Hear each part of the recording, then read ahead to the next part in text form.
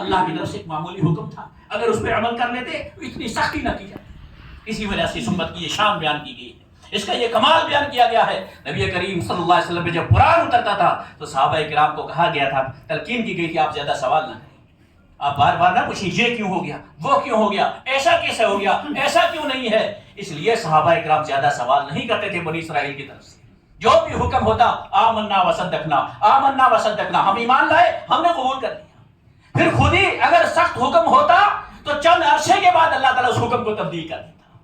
اللہ تعالیٰ خود ہی فرماتا کہ اللہ جانتا ہے، علم اللہ، اللہ کو پتا ہے کہ تم یہ قبول نہیں کر سکو گے، یہ تمہارے اوپر مشکل ہے، اس لیے اللہ خفف اللہ عنکم، اب اللہ نے خود ہی تم سے آسانی کر دی۔ اللہ تعالیٰ نے قرآن مجید میں بار بار بہت سارے احکام بھیجے جو شروع میں شدت والے تھے، کچھ سختی تھی، بعد میں خود ہی نرم کر دیا۔ صحابہ نے کہیں اعتراض نہیں کیا، کہیں یہ نہیں کہا کہ ہم اس کی طاقت نہیں رکھتے، ہم اس کی قوت نہیں رکھتے، یہ ہمارے بس کی بات نہیں ہے۔ حالانکہ اگر آدمی عمل کرے، دیکھیے اللہ تعالیٰ کے حکم میں خیر ہوتی ہے، اللہ کے حکم میں برکت ہوتی ہے، آدمی شروع کرے تو اللہ تعالیٰ آسانی کر دیتا ہے۔ بنی اسرائیل کو کہا گیا یہی وہ فلسطین کی زمین ہے کہ جس میں آج یہ ظلم کا اور یہ بربریت کا یہ انہوں نے یہ شور مچایا ہوا ہے اور یہ تباہی کی ہے۔ اسی بنی اسرائیل میں جب اللہ نے داخلے کا حکم دیا کہ جاؤ موسیٰ ان کو کہو بنی اسرائیل میں داخل ہو جائے، فلسطین میں داخل ہو جائے، یہ شہر ہم نے تمہارے لیے متعین کیا ہے۔ اس وقت اس شہر میں دوسری قومیں، قوم بابل کی قومیں رہتی تھیں، بڑے سخت قسم کے لوگ تھے، تو انہوں نے کہا ہم اس میں نہیں جائیں گے، کیونکہ اگر جائیں گے تو مقابلہ کرنا پڑے گا اور ہم مقابلہ نہیں کر سکتے۔ کہا اللہ کا حکم ہے آپ جاؤ، اللہ نے حکم دیا ہے، اللہ کی مدد جب تمہارے ساتھ ہے، اللہ کی نصرت تمہارے ساتھ ہے، جس اللہ نے تم کو فرعون کی اس غلامی سے نجات دی، جس اللہ نے تمہارے لیے سمندر میں سے راستے بنا دیے، تم اس شہر میں داخل ہو، اللہ تمہارے لیے آسانی کر دے گا۔ کہنے لگے نہیں، اذهب انت ربک فقاتلا انا هاهنا قاعدون، اے موسیٰ آپ جائے، آپ کا رب جائے، جا کر اس سے قتال کریں، اس سے لڑے، اور جب وہ شہر خالی ہو جائے گا، کافر وہاں سے نکل جائیں گے، پھر ہم اس میں داخل۔ یہ ہے قوم تاریخ، یہ ہے یہود کی تاریخ، اپنے پیغمبروں کے ساتھ کیسے کیسے اللہ تعالیٰ کے سامنے حجت کر رہے، کیسے کیسے دلائل دے رہے، اور کہتے ہیں ہم نہیں لڑیں گے، آپ لڑیے، آپ کا رب لڑیے، یعنی یہ گویا ان کا رب کوئی اور ہے اور ان کا رب کوئی اور ہے۔ اذهب، روایت میں آتا ہے رسول اکرم، قرآن مجید میں ہی ہے، اللہ تعالیٰ فرماتا ہے کہ ان میں کچھ ایک دیکھیے، جب کوئی بھی بات قومی طور پر بات کی جاتی ہے تو وہ اکثریت کو شامل ہوتی ہے،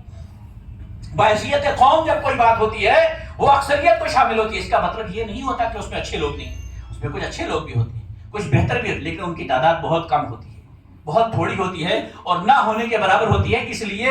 عام طور پر جو قوموں کو خطاب کیا جاتا ہے ان کی اکثریت کی بنیاد پر کیا جاتا ہے۔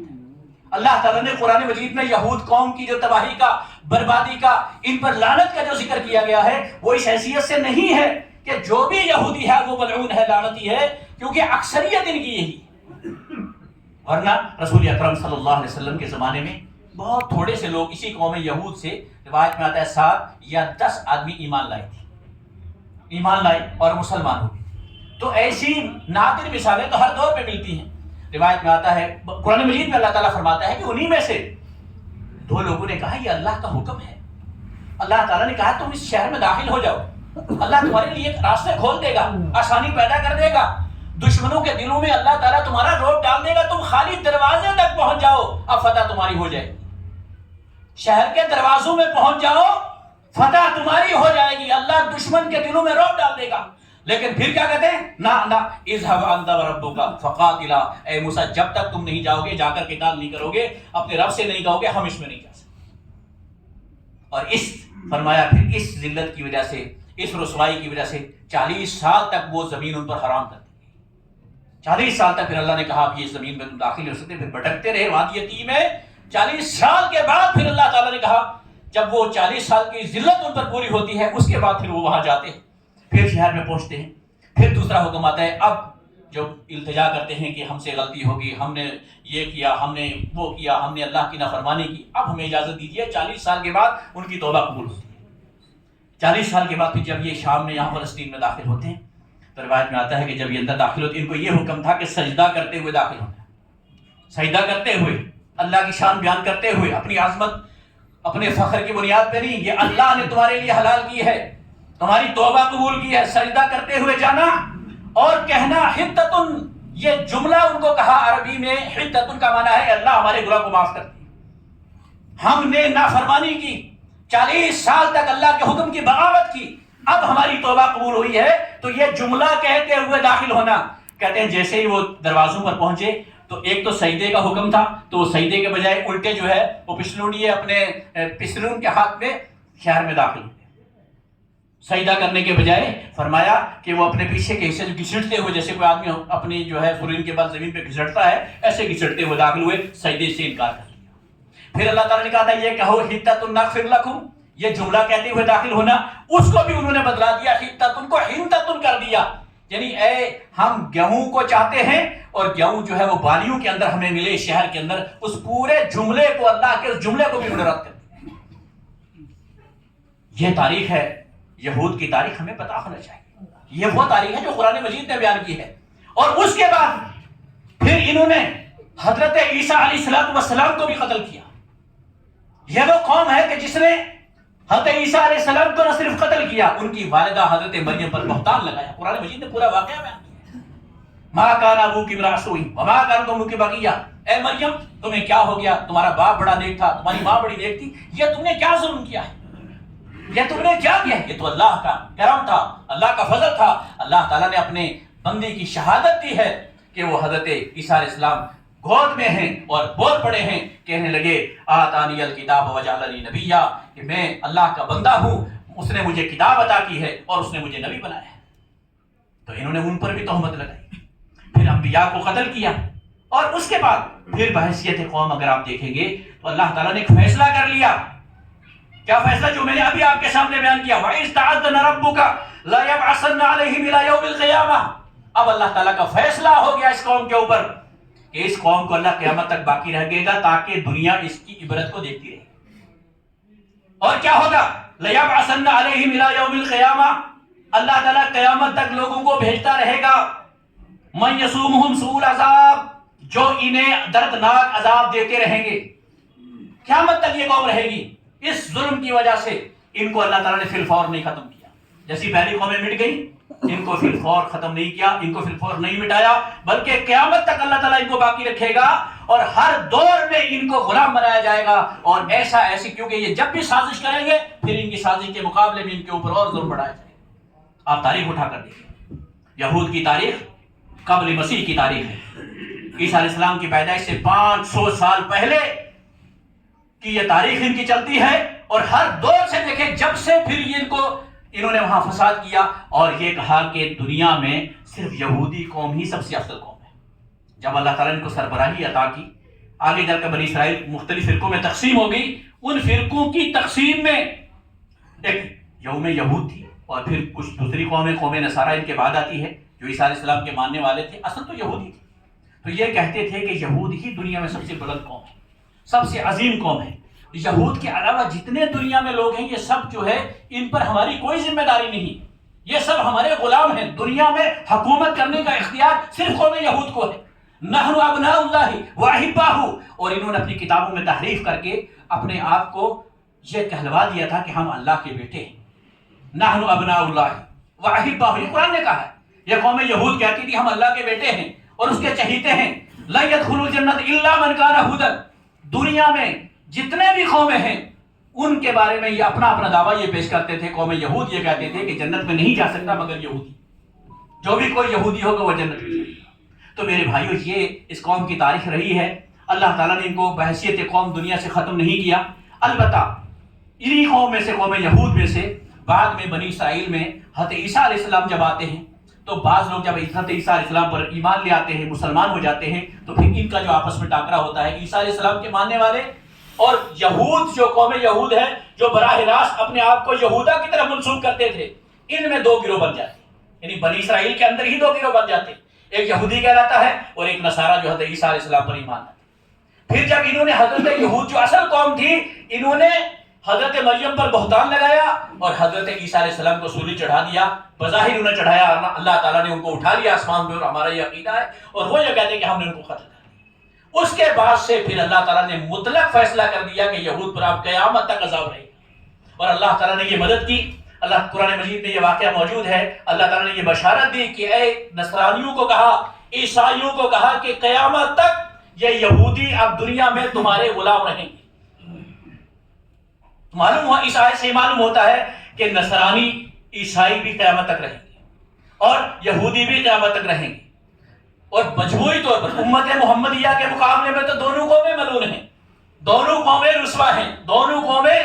جہنمی ہیں، ایمان میں نہیں ہیں، لیکن ان دونوں میں سے بھی اللہ تعالیٰ یہودیوں کو عیسائیوں کے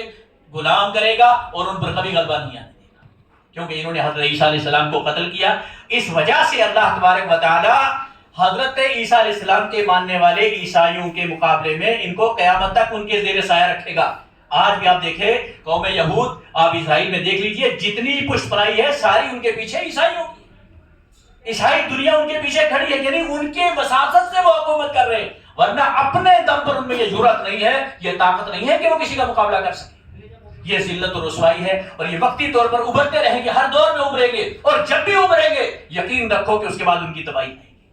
آپ تاریخ اٹھا کے دیکھیں، ابھی 100 سال پہلے آپ ان کی ہسٹری پڑھ لیجئے،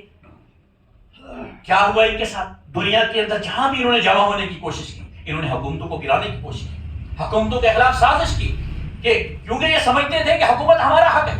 انہوں نے یہ سازش کی کہ جرمنی کو زیر سایہ کر کے اس پر اپنی حکومت قائم کر دی جائے اور ایک یہودی ریاست بنا دی جائے، اور جب اس کی خبر وہاں کے لوگوں کو ہوئی، پھر جو حشر ان کو ہوا تاریخ میں دیکھیے۔ ایسے ہی آج بھی بنی اسرائیل میں جمع ہو کر وہ یہ سمجھتے ہیں ہم قومی ریاست بنا کر پورے عرب میں یہودیت کا جھنڈا گاڑ کر یہودیت کو عام کریں گے، اور دوسرے تمام مسلمانوں کو اس کا غلام بنا دیں گے۔ ان کی تاریخ ہے، مطلب وہ یہ کرنا چاہتے ہیں، اور جب بھی ایسے کریں گے تو پھر وہ ظلم کریں گے، اور ظلم کے نتیجے میں پھر ہمیشہ جب مظلوم کھڑا ہوتا ہے تو اللہ تعالیٰ کسی نہ کسی ذریعے سے ان کو عذاب دیتا ہے۔ بہت سارے یہودی مفکرین نے تاریخ میں لکھا ہے، ان یہودیوں کو خبردار کیا ہے کہ تمہارے زوال کا وقت آ چکا ہے، اس لیے بہتر ہے کہ اگر تم دنیا میں جینا چاہتے ہو تو اپنی قومی ریاست کی کبھی تشکیل مت کرو،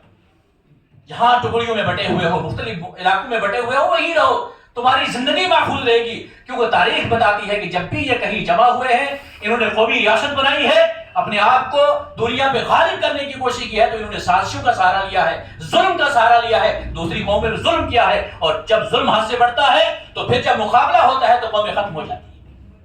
اور ان کا آخری انجام ہمارے قرآن و حدیث سے جو معلوم ہوتا ہے کہ یہ ظلم زمین پر کریں گے، اور اسی فلسطین کی زمین پہ ظلم کریں گے، اور یہیں پہ فساد کریں گے، اور اس فساد کو پورے عالم میں پھیلائیں گے، یہاں تک کہ اپنی مسیحا دجال کے ساتھ پوری زمین پر پھیل جائیں گے۔ دجال ہوئے زمین پر جب آئے گا تو روایات میں آتا ہے کہ اس کے ساتھ 70,000 سب سے پہلے ایمان لانے والے اور اس کے سپورٹ کرنے والے یہودی ہوں گے، اور وہ ظلم کی انتہا زمین پہ جب کریں گے، اور پھر مقابلہ ہوگا، حضرت عیسیٰ علیہ السلام کا آسمان سے نزول ہوگا،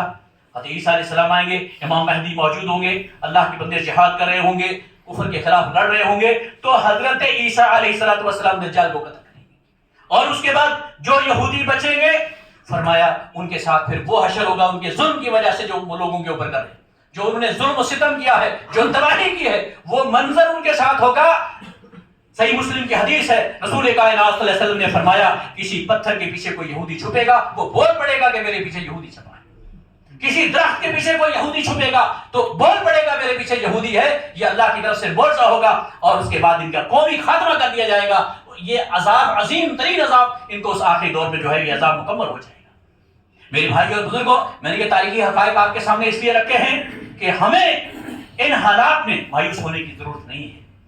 ہم دیکھیے پوری امت مسلمہ پریشان ہے، ہمیں ان کے لیے دعا کی ضرورت ہے، ہمیں ان کے لیے استغفار کی ضرورت ہے، ہمیں جو جتنے لوگوں کو مارا جا رہا ہے، وہاں ظلم کیا جا رہا ہے، ان کے لیے دعا کریں، اللہ سے مدد کا سہارا کریں، اپنے ایمان کو مستحکم کریں، اس لیے کہ اللہ کی مدد ایمان پر آتی ہے۔ قرآن مجید نے ایسے بے شمار مقامات اہل ایمان کا تذکرہ کیا ہے، جہاں جہاں ان پہ ظلم ہوا ہے۔ آپ اصحاب الاخدود کو اٹھا کر پڑھیں، ان کی تاریخ ہے، جو لوگ ایمان لاتے تھے ان کو کافر بڑی بڑی خندقیں کھود کر ایک ایک کو پکڑ کر آگ میں پھینک دیتے تھے، آگ جلا جلا کر ان کو مٹا دیتے تھے۔ روایت میں آتا ہے ایک عورت ہے، اس کے ساتھ بچہ سینے سے لگا ہوا تھا، جب اس کو پھینکا جا رہا تھا تو ماں جھجکی کہ چھوٹا بچہ ہے کیسے آگ میں جاؤں، تو فرمایا روایت میں صحیح بخاری میں ہے، وہ بچہ بول پڑا اور کہنے لگا ماں کیوں ڈرتی ہے، ہم اس اللہ پر ایمان لائے ہیں جو ہمیں کبھی ضائع نہیں کرے گا۔ فرمایا اس کے بعد اس ماں نے اس آگ میں چھلانگ لگا دی۔ تو تاریخ موجود ہے، مومن کسی حال میں بھی کمزور نہیں ہوتا، وہ اگر مرتا ہے، اگر اس کی وفات ہوتی ہے، اس کے اوپر کوئی حملہ ہوتا ہے، اللہ تعالیٰ اس کو شہادت عطا فرماتا ہے۔ یہ شہادت ہے. اور مایوسی شرک ہے، مایوسی جو ہے یہ کفر ہے. اہل ایمان کو کبھی مایوس نہیں ہونا چاہیے. اللہ تعالیٰ ضرور حالات بدلتا ہے. ہمارے پاس تاریخ موجود ہے، اس امت کی تاریخ موجود ہے، اور ایسے ظالموں کی بھی ہمارے پاس تاریخ موجود ہے. ہمیں ان کی ابتدا کا بھی علم ہے، ہمیں انتہا کا بھی علم ہے، اور ان کا انجام کیا ہوگا ہمیں اس کا بھی علم ہے. یہ ہمارے پاس وہ دلائل ہیں. یہ میں نے آپ کے سامنے جو باتیں کہی افسانے نہیں ہیں، یہ کوئی کہانی نہیں ہے جو میں آپ کو سنا رہا ہوں، یا میں کوئی آپ کو بھٹکانے والا بھاشن نہیں دے رہا ہوں. یہ وہ چیزیں ہیں جو ہمارے قرآن حدیث کا حصہ ہے، اور ہمیں ان کے بارے میں علم ہونا چاہیے. اور آج مسائل موجود ہیں، کتابیں موجود ہیں، آپ ان کو پڑھیں، آپ اس تاریخ کو پڑھیں. آپ کو علم ہونا چاہیے کہ اللہ تعالیٰ نے ہمیں کیسے خبردار کیا ہے. اللہ تعالیٰ سے دعا ہے اللہ تبارک و تعالیٰ ہم سب کو اعمال صالح کی توفیق عطا فرمائے. اللہ رب العالمین ہمیں ایک اور نیک بنائے. اللہ رب العالمین ایسے موقع پر، ایسے ظلم و فساد کے موقع پر جہاں ان لوگوں نے یہ انتہا کر دی ہے، وہاں ظلم کی، وہاں کے جو حالات ہیں آپ نے دیکھے ہیں. ہاسپٹل کو انہوں نے معاف نہیں کیا جہاں لوگوں کا علاج ہو رہا تھا، جہاں زخمی ہے. یعنی دنیا کے عام سے عام انسان بھی، دنیا کا کسی بھی مذہب کا آدمی یہ برداشت نہیں کرتا کہ ایسے لوگوں پر، ایسی جگہ پر جو ہے وہ فساد کیا جائے یا حملہ کیا جائے، لوگوں کو مارا جائے. انہوں نے وہاں پہ ان کو نہیں چھوڑا. اس لیے نہیں چھوڑا کہ اللہ تعالیٰ کی طرف سے ان کے دلوں میں وہ سختی ڈال دی گئی ہے. قرآن مجید نے ان کا ذکر کیا ہے کہ ہم نے ان کے دلوں کو سخت کر دیا ہے. اب ان کے دل میں کوئی نرمی نہیں ہے، کوئی نرمی نہیں ہے. اللہ تعالیٰ نے فرمایا بعض پتھر ایسے ہیں جو زمین پر سے اوپر سے اللہ کے ڈر کی وجہ سے نیچے گرتے ہیں، اور اللہ کے خوف کی وجہ سے وہ پھٹ جاتے ہیں اور اس سے پانی جاری ہو جاتا ہے. لیکن یہودیوں کا دل اتنا سخت ہے کہ ان کے دل پتھروں سے بھی زیادہ سخت ہو چکے ہیں. اور اس کی تازہ مثال موجود ہے ہمارے سامنے. اللہ تعالیٰ ہدایت عطا فرمائے. اللہ تعالیٰ ہمیں تمام مسلمانوں کو، امت مسلمہ کو ایسے مواقع ایک موقف پر جمع ہونے کی توفیق عطا فرمائے. ذاتی اغراض سے اوپر اٹھ کر قومی سطح پر سوچنے کی ضرورت ہے، قومی سطح پر غور و فکر کرنے کی ضرورت ہے. اللہ ہمارے حکمرانوں کو، ہمارے امت مسلمہ کے جو حکمراں ہیں، زعماء ہیں، ایسے موقعوں پر ان کو صحیح فراست کے ساتھ معاملات کو نمٹانے کی اللہ توفیق عطا فرمائے. خصوصی طور پر میرے بھائیوں، جہاں ہم اپنے لیے دعا کریں وہاں حکم ہے حدیث کے اندر کہ جو مسلمانوں کے ولاة ہیں، مسلمانوں کے امراء ہیں، کیونکہ ایسے معاملے انفرادی حل نہیں ہو سکتے. میں آپ کے جذبات سے کچھ نہیں ہو سکتا. یہ امت مسلمہ کے مسلمان ملکوں کی ذمہ داری ہے، حکمرانوں کی ذمہ داری ہے کہ وہ صحیح معاملات حل کرے. ان کے لیے دعا کریں کہ اللہ ان کو صحیح توفیق عطا فرمائے، صحیح فہم عطا فرمائے، صحیح تدبر عطا فرمائے. ربنا تقبل منا انک انت السمیع العلیم وتب علینا انک انت